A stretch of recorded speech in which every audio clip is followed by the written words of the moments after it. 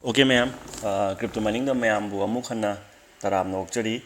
ma'am channel si buhan ba yang bi boy tadi ma'am like subscribe share tok samira motung tab amuk hana video no takat pagi mateng oina bi tamok to ko ma'am ngasi di khoi telegram gi top pa no ba project ora among ba mining am ma'am da share tok jage kamai to bono ai step by step haijage du bu haudringai mangoi na aina haijaning badi haujiki slice app ki do sai ko KYC matang da kitang palau do ma le ko KYC do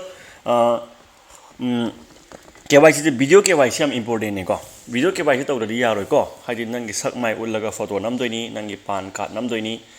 to kaino da just bank ki protocol ne ba ko to roi do ko aduna adu must ne adu mandatory ni must ni ko adu to di nang saving account to ya roi ko aduna ikai ki thado aduga mai photo nam hallo moi gi customer agent phone tawrakani direct face to face live tawrakani ko internet phangba jaga to biu phajana ko light phajana phangba jaga da ko aduga fruit phajana biu aduga everything nangi nangna meliba income kari kra everything haibiro aduga proof tawrak to ni ko aduna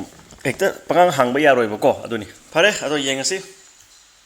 app si maming people fun hane khane ko people fun si kamai to no har kanda maru oina koina to doi kaino sumana dig thaba da ga sa sumana me to ni ko sa me to ni si nang na kano to ro su ya ba ko nang na ko gi ke haini kano do auto play to su auto clicker do atu sin su ya ba ko ado aina ai gi desktop ta sum sina doi ni ko ado ai du tak sa ge ya do yam thu to budi ya ro ko nang gi bo ne se ta khine ba ko mi amana met pe mong da dag met pi ba ko maru oina khoina tan doi se kaino ha kan da sita la kan da khoina hida mathak ta exchange thap jo bra sidagi si on doi ni ko yeng si ko exchange me no maru oina khoin to je XCG ne ba khoina tan doi je XCG tan doi ne XCG kamaina ta la kan ya kan da si star sina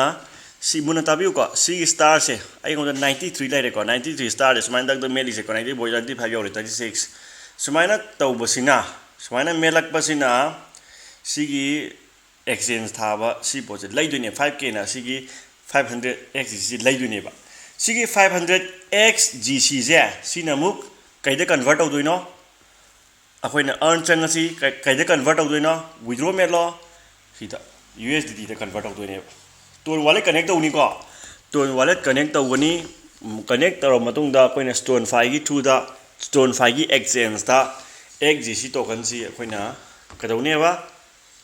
kano to ne ba exchange to ne ba ko yam live po ni si du withdraw hara ka dum atadi 20 million na 20 million yengo 20 million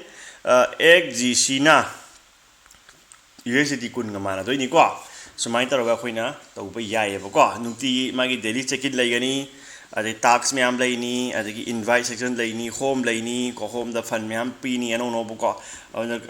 makha da link piramani ko noi bonus login gi 1000 2000 hena phagna ba ko adu brain step tar kan wa since upgrade to ba yai ba upgrade dot enough jellyfish se kadai laini jellyfish 2 le to shop te ko ads video yenga sumai na yenga ungi to video ngi to ko si ba video yengani aduga jellyfish ta lani aduga jellyfish ji nang lai da su yai ko ado star na upgrade to su yai ba ko ai si add ji gi ge aduga to se ba ko okay close to congratulations you got high ko level up not 11 jellyfish ai ka su ragi ngi ko jellyfish adugi si strong dig ya bani ko use one time open for open strong dig ko one time ya bani open yang ko to 1.1 ti je strong dig ya bani ba ko adigi mai auto dig sina si di paisa ni ko si gi 10 minute ki to holani si nang app hana kana to rokani okay ni tu et cho to rokani ba ko et cho to rokani si gi di et cho to hole ko adu minute tara mathang da dig to doi ni ba ko et cho to ra ko mathang dig to doi ni sigi no en hairani ngon de ko ado sumo me ama tawle ra bani na ko si close tawre 10 minutes ko you got ko tu matan ta pung ahum pung ani san ning ko tu matan dig tawre to pura pa sa dik tawre ko ai strong dik me khra bane ba ko aduna tawre ni se H ꯐꯪꯉꯒꯗꯤ ꯑꯃꯨꯛ ꯍꯦꯟꯅ auto DIG ꯁ꯭ꯄꯤꯗꯁꯦ ꯍꯦꯟꯒꯠ ꯍꯦꯟꯒꯠꯄꯅꯦꯕ ꯌꯦꯡꯉꯨꯀꯣ ꯑꯝꯇ ꯌꯦꯡꯒꯦ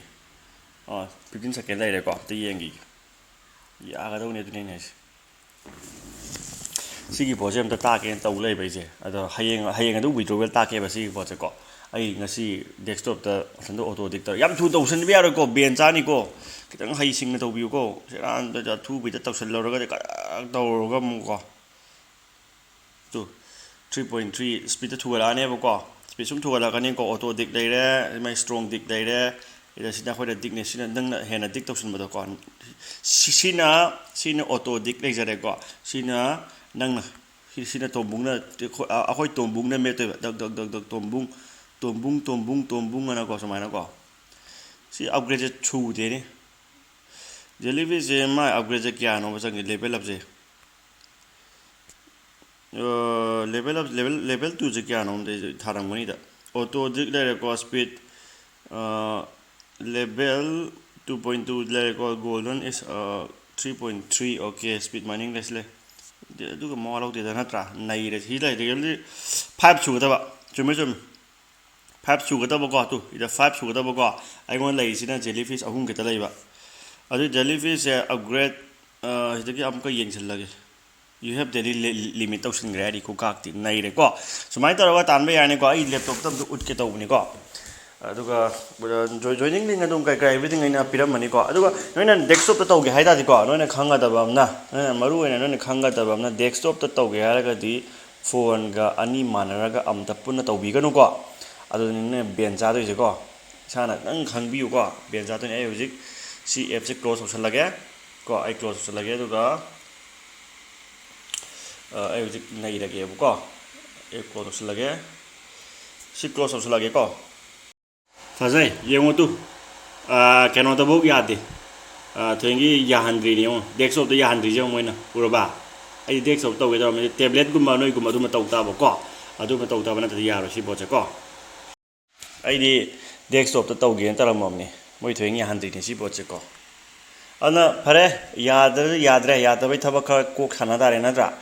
Si haraga ma'am रोशन जरगे अदुगा कोई joining link everything मखदा पिजर मगया कोई पुन्ना तालमिनसी पुन्ना नैमिनसी अदुम जो बोनस फंगना बाय मन जो कर फंक्शन बको अदु विड्रो वाला थु बिदा मैम पुजरागे को मैम सी हर रोशन जरगे ma'am step by step update मिनस का ma'am thank you and good night